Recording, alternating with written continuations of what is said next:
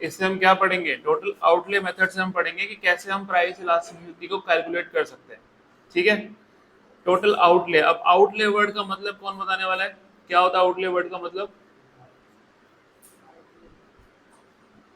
Anyone? Outlay का मतलब होता है खर्चा, एक्सपेंडिचर। क्या मतलब होता है आउटले का मतलब, क्या होता है एक्सपेंडिचर, कि टोटल खर्चा कितना हो रहा है। ठीक है, और उससे हम निकाल के दिखाएंगे आपको क्या, प्राइस इलास्टिसिटी। ठीक है, अभी तक हमें ये पता है कि प्राइस इलास्टिसिटी कब 0, 1 और मोर देन 1 होती है, कब लेस देन 1 होती है, कब यूनिटरी होती है, राइट। अभी हमने किससे मेथड से पढ़ना है, टोटल आउटले मेथड से हमने पढ़ना है क्या, प्राइस इलास्टिसिटी को कैसे कैलकुलेट करा जाता है। ठीक है, सुनो, इसमें पहला केस आपका क्या आएगा,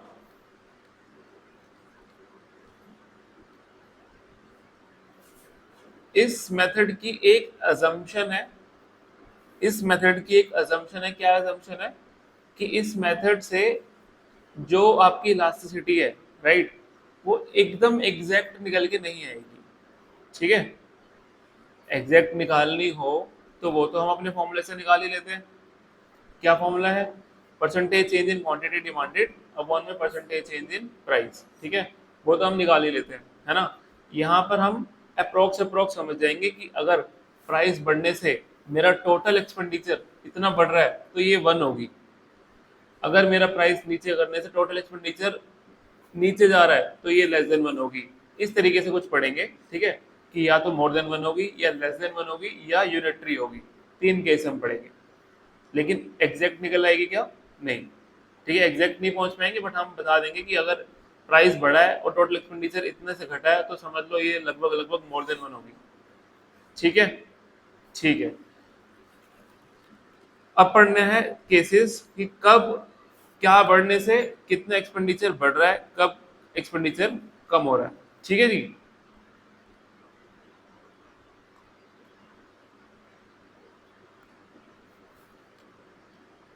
अब देखो,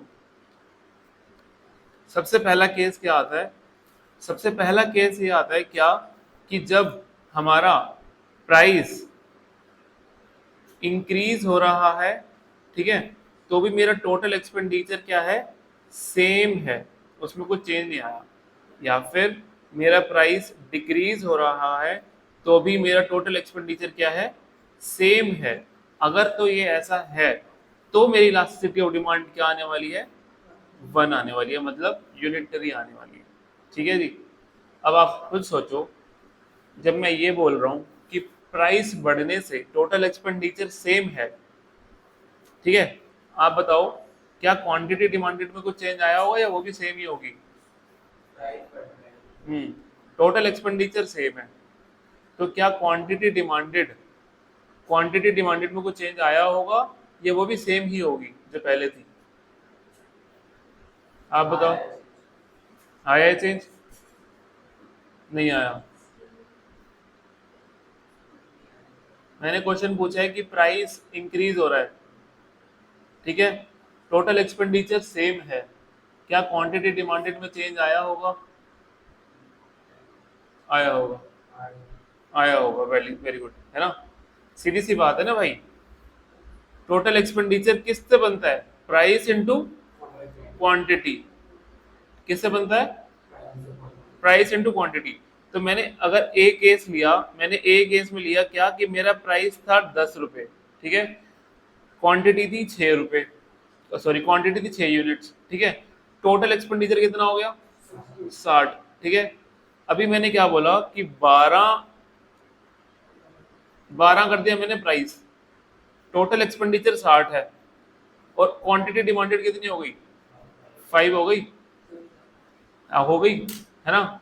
तो क्या मतलब हुआ कि जब टोटल एक्सपेंडिचर नहीं बढ़ रहा, मतलब ये सोचो, इस तरीके से सोचो कि मैंने किसी चीज के लिए ना अपना मंथली एक्सपेंडिचर सेट कर रखा है ना, कि जैसे गाड़ी में पेट्रोल डलवाना है ना, तो भाई मैं 4,000 रुपये का ही डलवाऊंगा, उसी में ही मेरे को करना है गुजारा, कैसे भी करना है महीने का, है ना।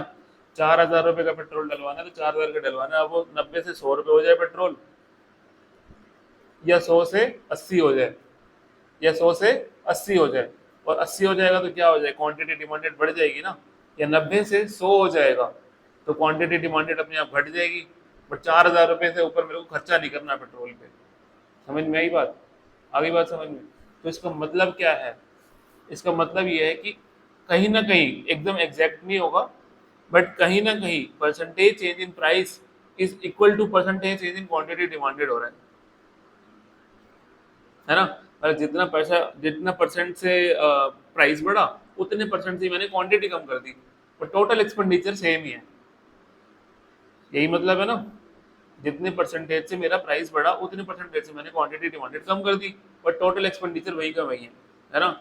या फिर अपोजिट केस कर लो कि जितना परसेंटेज से मेरा प्राइस कम हुआ है, जैसे 100 से 80 हो गया पेट्रोल का प्राइस, तो क्वांटिटी डिमांडेड उतने परसेंटेज से बढ़ गई, लेकिन 4,000 से ऊपर खर्चा नहीं गया, है ना। तो क्या मतलब हुआ कि टोटल एक्सपेंडिचर अगर मेरा सेम है तो इलास्टिसिटी ऑफ डिमांड क्या आने वाली है,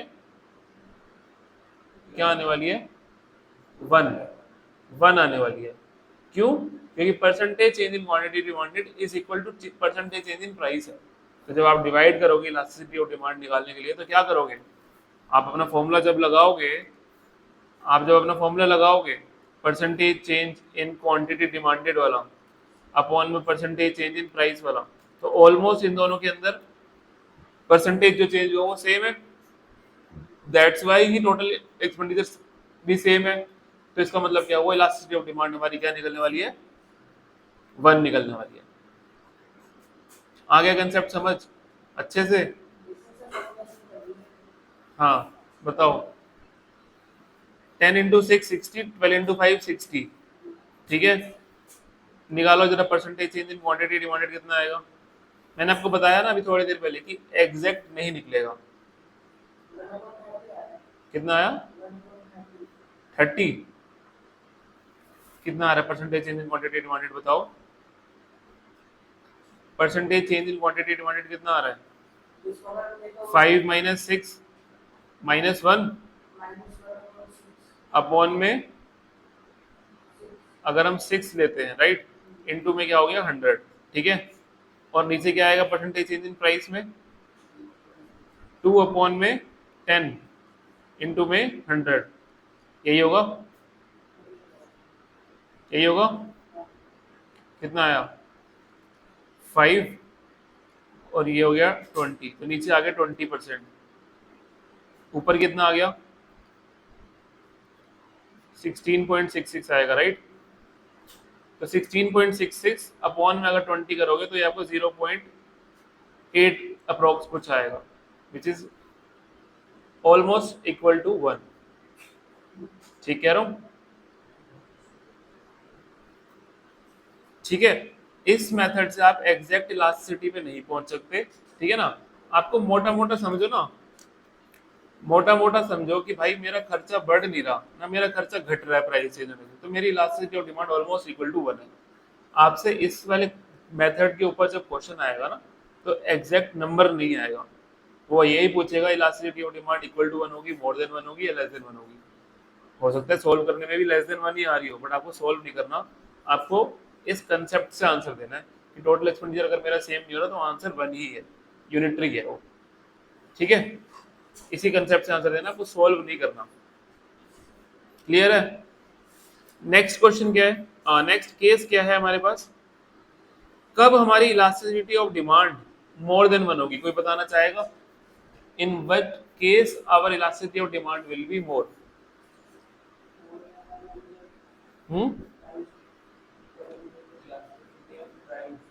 इलास्टिसिटी ऑफ प्राइस या elasticity of demand with respect to price. हाँ, इफेक्ट तो पड़ेगा ही पड़ेगा, है ना। इफेक्ट अपोजिट पड़ रहा है या नेगेटिव पड़ रहा है ये डिपेंड करता है ना, कि प्राइस बढ़ने से मेरा एक्सपेंडिचर ऊपर जा रहा है या नीचे जा रहा है, कब 1 होगी, मोर देन 1 होगी। हाँ ठीक है। अब मोर देन 1 का क्या मतलब है, आप खुद बताइए। मोर देन 1 का मतलब सर ये है क्या, कि percentage change in quantity demanded बड़ा है किससे, परसेंटेज चेंज इन प्राइस से, है ना, यही होता है ना मोर देन वन का फॉर्मूला, है ना। और आपको पता है कि जब हमारा प्राइस, नीचे वाला फैक्टर प्राइस चेंज होने से क्वांटिटी डिमांडेड पे ज्यादा ही इफेक्ट आ रहा है ना, जब क्वांटिटी डिमांडेड पे ज्यादा ही इफेक्ट आ रहा है, राइट, तभी हमारा मोर देन वन वाला केस बनता है, ठीक है। और ज्यादा इफेक्ट आ रहा है तो ही हम कहेंगे ना कि इलास्टिक है, ठीक है। अब इसमें क्या कह रहा है, आपको ये तो क्लियर पता है क्या कि प्राइस और डिमांड का जो रिलेशनशिप है वो क्या होता है, इनवर्स, ठीक है ना। तो मेरा अब ये सोचो कि पेट्रोल का एग्जांपल ले लेते हैं फिर से, ठीक है। 100 रुपए से अगर पेट्रोल 80 हो गया, ठीक है, और मैं 4,000 रुपए से अपना खर्चा बढ़ा करके 5,000 रुपये कर देता हूँ, कितना कर रहा हूँ, 5,000 कर रहा हूँ, तो मैं ठीक कर रहा हूँ। समझदार बंदा यही करेगा ना। अगर पेट्रोल का प्राइस कम हो रहा है और मेरी क्वांटिटी डिमांडेड बढ़ रही है, क्वांटिटी डिमांडेड भी बढ़ ही रही है ना, ज़्यादा बढ़ रही है। अगर 4,000 रुपये खर्च कर रहे होते तो भी मेरी क्वांटिटी डिमांडेड बढ़ी तो थी, बढ़ी थी ना उस केस में भी, बट इस केस में क्वांटिटी डिमांडेड ज़्यादा बढ़ रही है, राइट। समझ में आ रही है बात। मतलब क्या कि मेरी सीधी सी बात है, इसमें बहुत सिंपल सा कंसेप्ट है क्या, कि मेरा प्राइस बढ़ने से टोटल एक्सपेंडिचर अगर घट जाता है तो समझ लेना elasticity of demand greater than one होगी, ठीक है। या फिर सेकंड केस क्या बनेगा कि प्राइस कम हो जाने से टोटल एक्सपेंडिचर अगर बढ़ रहा है तो भी इलास्टिसिटी ऑफ डिमांड क्या होगी, ग्रेटर देन वन। मतलब नेगेटिव रिलेशनशिप फिट बैठ रहा है, नेगेटिव रिलेशनशिप फिट बैठ रहा है तो elasticity of demand greater than one होने वाली है। समझ में आती है बात। जैसे कि इसमें भी अगर हम वही केस लेते हैं क्या, कि एक केस में मैंने बोला कि 80 रुपये पेट्रोल था, ठीक है ना, 80 रुपये जब पेट्रोल था तो मैं 4,000 रुपये का भरवा रहा था, ठीक है, क्लियर है। इसको डिवाइड करो जरा 4,000 को 80 से, कितना आएगा, 50। 50 क्या हो गया, लीटर हो गया, और ये क्या हो गया, प्राइस हो गया, ठीक है। ये हमारा प्राइस हो गया, ये हमारा क्वांटिटी हो गई। बी केस में अगर हम देखते हैं क्या, कि अगर मेरा प्राइस 80 से कितना हो गया, 100 हो गया, ठीक है, कितना हो गया, 100, और मेरा खर्चा कितना हो गया, 4,000 से हो गया 3,000, खर्चा कम हुआ ना। तो उस केस में मेरी क्वांटिटी डिमांडेड कितनी आ गई, 30 लीटर आ गई।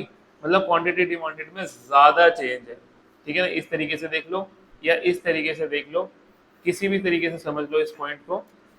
सीधी सी बात है, अगर अगर प्राइस के बढ़ने से अगर प्राइस के बढ़ने से मेरा टोटल एक्सपेंडिचर कम हो रहा है तो समझ लो elasticity of demand greater than one है। और अगर प्राइस के नीचे जाने से भी टोटल एक्सपेंडिचर बढ़ रहा है तो भी मेरी elasticity of demand greater than one है। हम्म, समझ में आ रही है बात। बस अभी तक क्या करते थे, प्राइस और क्वांटिटी से निकालते थे, अभी क्या कर रहे हैं, प्राइस और टोटल एक्सपेंडिचर से निकाल रहे हैं, उतने डिफरेंस, ठीक है। मतलब कहने का ये है कि आपको बिना क्वांटिटी डिमांडेड में चेंज निकाले आपको ये समझ जाना चाहिए कि elasticity of demand greater than one होने वाली है, लेस देन वन होने वाली है, या इक्वल टू वन होने वाली है, ठीक है ना। अगर प्राइस के बढ़ने से टोटल एक्सपेंडिचर हमारा घट रहा है तो भी वन ज़्यादा, इलेक्ट्रिसिटी ग्रेटर देन वन होगी। अगर प्राइस के नीचे जाने से टोटल एक्सपेंडिचर ऊपर जा रहा है तो भी elasticity demand greater than one होगी। समझ में आ गया गगन, क्लियर है, आपको आ गया, सबको आ गया समझ। अब ये बताओ थर्ड केस क्या बनेगा, अपने आप बताओ, कब elasticity of demand less than one होने वाली है। हु विल ट्राई, कशिश बताओ, कब elasticity of demand less than one आने वाली है, क्या केस होगा वो।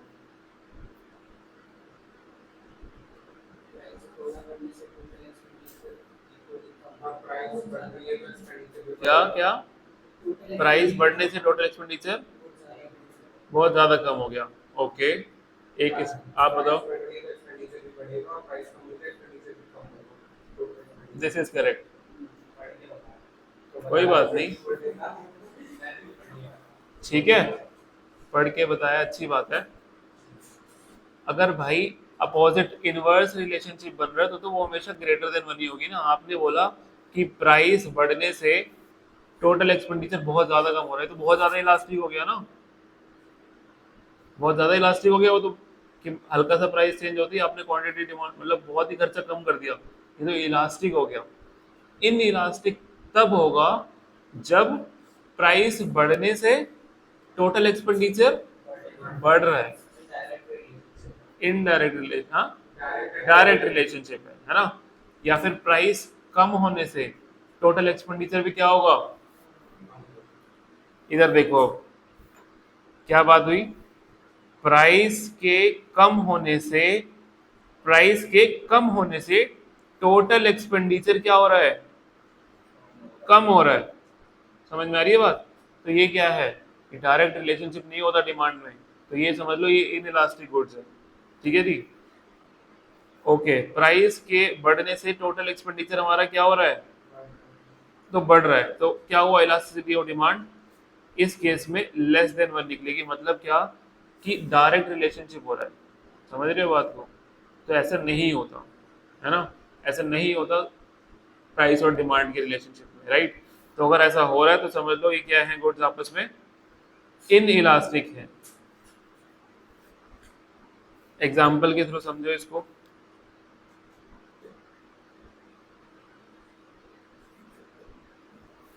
आप ये सोचो ना, जैसे कि आप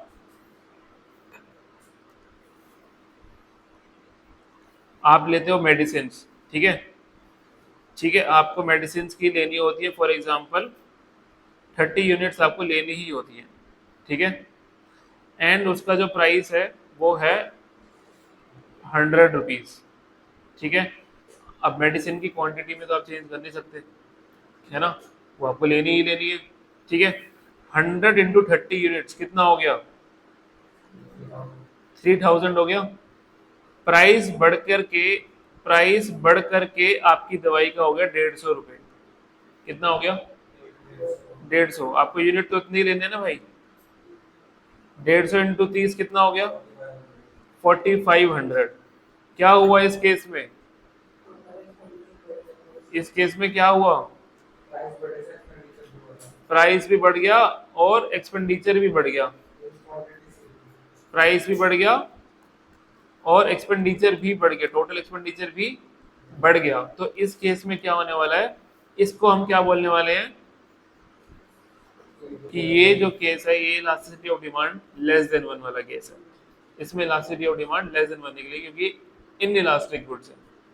कौन से गुड्स है, इन इलास्टिक गुड्स है। इसी वजह से, इसी वजह से क्या, प्राइस और टोटल एक्सपेंडिचर का रिलेशनशिप क्या होगा, डायरेक्ट। जब प्राइस और टोटल एक्सपेंडिचर का रिलेशनशिप डायरेक्ट होगा, जब प्राइस और टोटल एक्सपेंडिचर का रिलेशनशिप डायरेक्ट होगा, है ना, डायरेक्ट होगा,